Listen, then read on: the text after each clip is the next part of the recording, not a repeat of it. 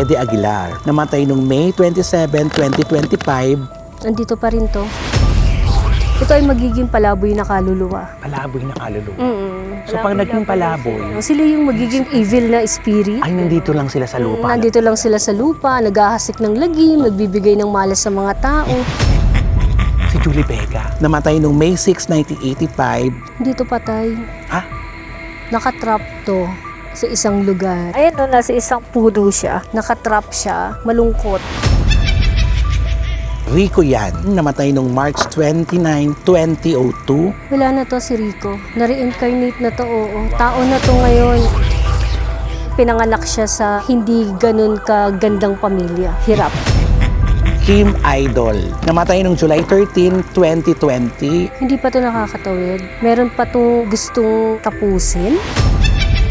Chocolate. Namatay noong March 9, 2019. Si Chocolate. Hindi pa rin to nakakatawid. Wala. Kasi di niya tanggap. Ayun o. Hindi.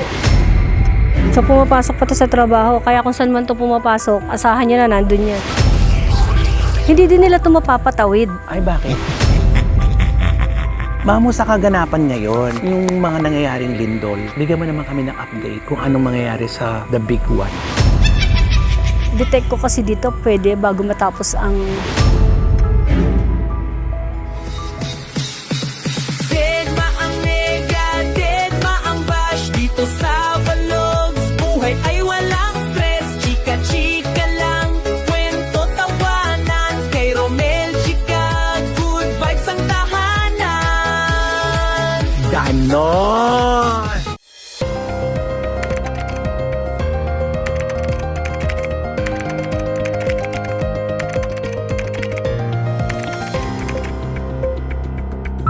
Okay, next. Ito rin. Si Freddy Aguilar. Ferdinand Pascual Aguilar. Namatay noong May 27, 2025 at ipinanganak noong February 5, 1953. Nandito pa rin to. Oh, Bakit ganun? Parang masama loob. Sa atake ba to namatay? bakit masama ang loob niya? Tignan natin na. Ito ay namatay atake. Ngayon, may lalaking sangkot matanda eh. Di kaya medyo sumama loob nito bago umalis o bago atakihin nung araw na yun. Ngayon, ito nandun pa rin sa bahay nila. Nandun lang siya. Andun lang siya. Hindi pa to tatawid kasi parang hindi pa niya tanggap eh. Hindi na malaking problema na pag namamatay ka, no? Lalo na pag biglaan. Hindi mo pa na-process sa sarili mo na wala ka. Nakalungkot. Sana mapanood dito talaga ng mga pamilya nila, no? Para ma-offeran ng dasal. Dasal, kandila, yan yung mga kailangan. Lalo sa mga biglaang pagkakamali. Correct. Kasi pag hindi ganun yung nangyari, ito ay magiging palaboy na kaluluwa. Palaboy na kaluluwa. So pag naging palaboy, Wala lang, sila yung magiging parang evil na spirit. ay nandito lang sila sa lupa. Nandito lang sila sa lupa, naghahasik ng lagim, nagbibigay ng malas sa mga tao, ganyan. So, mga ganyan yung mga possible na mangyari. Kaya dapat talaga pinagdarasal talaga lahat ng mga pumapanaw, di ba? Correct. Okay, next. Ricky Davao. Frederick Charles Davao. Namatay noong May 2, 2025 at ipinanganak noong May 13, 1961. Ricky Davao. Ito din, hindi pa. Huh?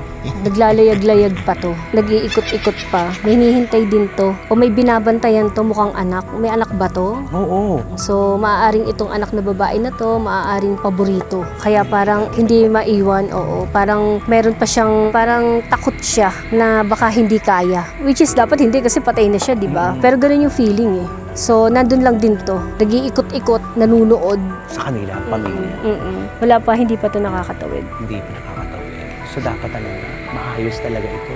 Mahirap ito. Alam mo, maganda itong ginagawa natin, Mama. Kung titignan natin ito, magiging positibo ito lalo na sa mga naiwan nilang mga pamilya para magawan ng paraan kung anong dapat gawin nila nang makatawid na, di ba? Ang kanilang mga minamahal na yumao. Kalungkot. Ay, eto. Alam mo, ito talaga, pag sinabi talaga, ito talaga yung unang artista na pag pinupuntahan talaga, ito talagang yung si Julie Vega. Di ba? Ito talaga, si Julie Pearl Apostol Postigo, namatay noong May 6, 1985 at ang birthday niya May 21, 1968. Si Julie Vega. Dito patay. Ah, Nakatrap to sa isang lugar. Si Julie Vega naman. Yung si Julie Vega, kung makikita niyo yung cards niya, ayan no, nasa isang puno siya, nakatrap siya, and dito, malungkot. Bakit pa siya malungkot? Eh, tagal-tagal niya nang namatay, mamo. Kasi ito yung napabalitang parang na-engkanto daw, mamo. Sabi, Kung pwede, kasi itong lugar na to is po pwede doon, sa mundo na yon. And dito, kung cards yung ating pagbabasihan, nalinlang to. anong nalinlang? Nalinlang ng isang hindi nakikita, ayan no, nalinlang, napaibig siya. Nakita niyo, the lover? Nalinlang siya ng nag-anyong tao. Wala. Nag-anyong tao, pero hindi niya alam. Ayan, nung na-discover niya, nakita niya death card. Gusto niyang humiwalay. Kaya lang hindi na pwede kasi na-discover niya na. Kaya pinatay na siya. So, ibig mo sabihin, nandito lang siya. Andun to sa lugar kung saan siya kinulong. Dapat pala mapuntahan yun yung lugar niya. Actually, galing na rin kami dito. Kaya lang hindi mo to pwedeng basta-basta pasukin. Kasi once to na napuntahan mo, Nahihirapan ka nilang pakawalan. at saka hindi. Ramdam kasi nila kung may kapangyarihan o kaalaman ng isang tao. Pinalalaki nila yung ilog. Kaya hindi mo siya pwedeng puntahan. No? So, siya, kung yung haka-haka nila, like, dun sa engkanto, totoo yun. Totoo. Kaya kung nasan man yung kaluluwa niya ngayon, nakatrap to. Ayan siya. Malungkot siya. Dapat talaga mapakawala siya dun, di ba? Mahirap. Mahirap eh. So, malakas talaga ito. Ayun no, kasi naging kasintahan niya eh. Dahil nagpanggap nga na tao. Ang problema, nung huli, nalaman niya na. So, hindi na siya pwedeng bumitaw. Kaya, ito na yung hatol sa kanya. Death card. Habang buhay siyang nandoon na hindi siya masaya. Nakakalungkot naman pala yung nangyari kay Julie Vega. So, ayun no, nakakulong siya. Nakakalungkot sa mga tagahanga ni Julie Vega kasi di ba yung may nagpupunta pa daw doon na doon sa may nicho niya, di ba? Lagi daw may dumadalaw doon eh. Sabi nung suportorero na meron daw laging dumadalaw doon na hindi naman daw nila kilala kung sino daw yun. Sino kaya yun? Pero matandang babae daw. Dito walang matandang babae. More on more on hindi natin kauri. Hindi siya tao. Meron pa ba nga mo? Wala na, tinitignan ko lang kasi. Kasi ito, the lover din to. So, ito ay naloko siya. So, ito yung lalaki na posibleng nag-trap sa kanya. Yung engkanto na to. Totoo kasi yung sabi-sabi. Totoo yun. Nakakalungkot yung kwento ni Julie Vega. Next, Rico yan. Ricardo Carlos Castro yan. Namatay nung March 29, 2002. Birthday March 14, 1975. Wala na to si Rico. Na-reincarnate na to, oo. Tao na to ngayon. And kung makikita natin sa cards, hindi to artista. Pero parang nasa college days pa lang siya. Mukhang nag-aaral pa lang. Ay, hindi siya artista. Hindi, dito sa kanya, hindi. And mukhang pinanganak siya sa hindi ganun kagandang pamilya. Hirap. Pero na-reincarnate na siya. Nag-aaral pa lang siya ngayon. At least, di ba, maganda na. Ang ibig sabihin niya, pag na-reincarnate na, talagang totally Correct. cleanse na. Pwede na ulit maging tao ulit. O, di ba? Nakakatuwa naman si Rico yan. Kaya sarado na, no?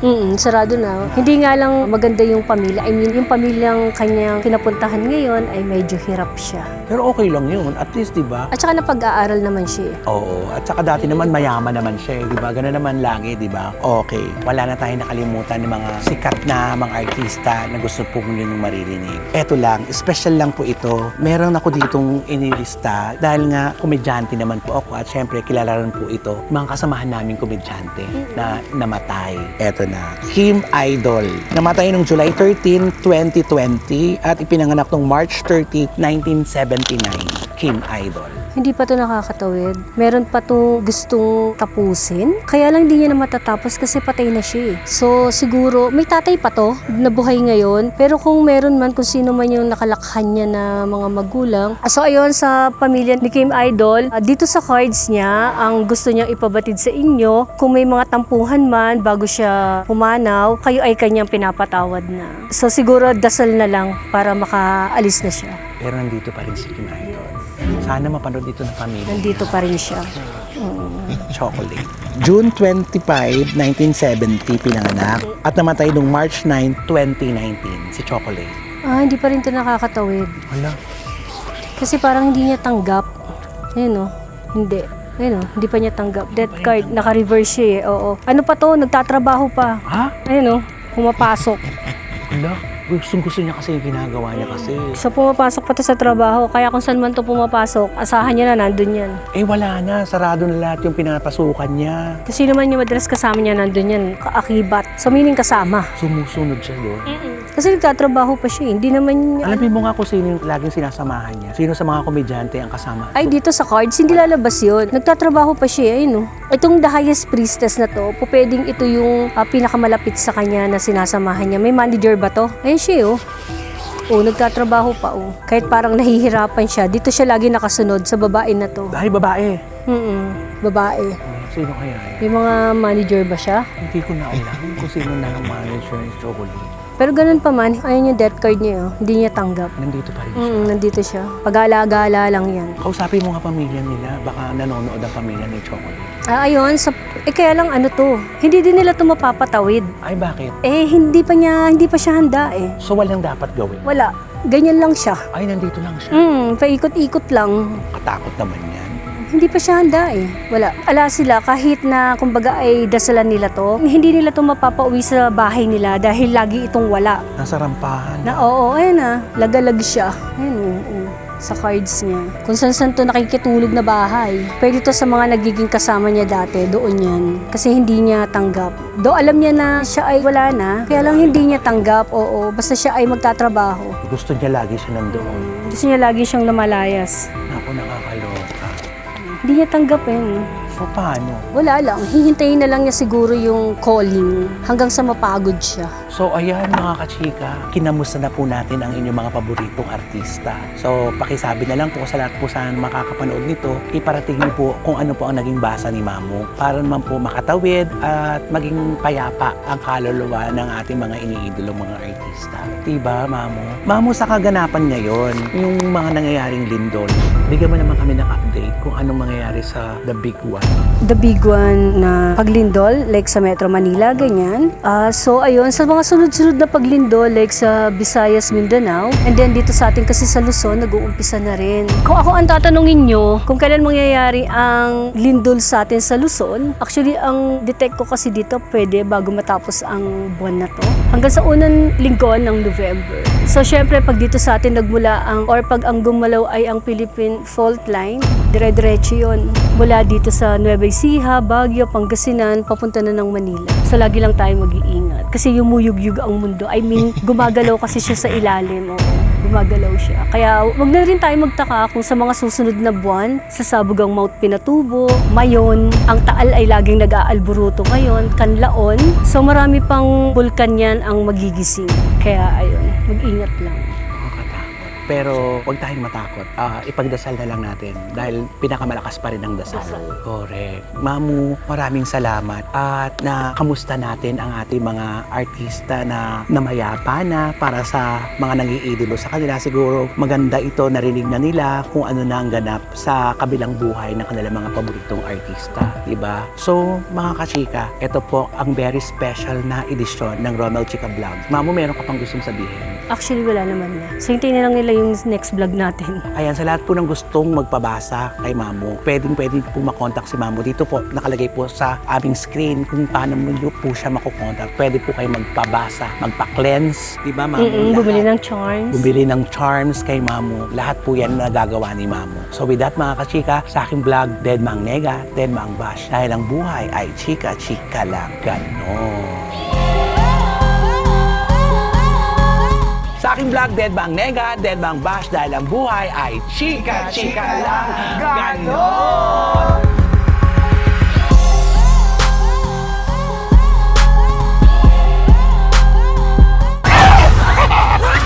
So ayan na nga, tapos na po, na-shoot na po natin. Nakakatakot dito. Kasi maraming tao kaya okay lang. Maraming sumama sa atin dito para hindi tayo matakot kasi may mga barangay. Binigyan tayo ng time para samahan tayo dito. Tingnan mo, ang daming tao, di ba?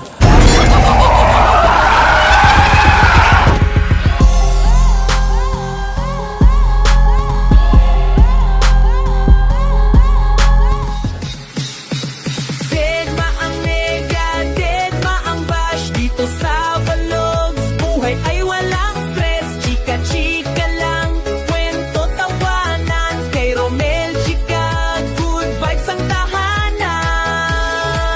Ganon!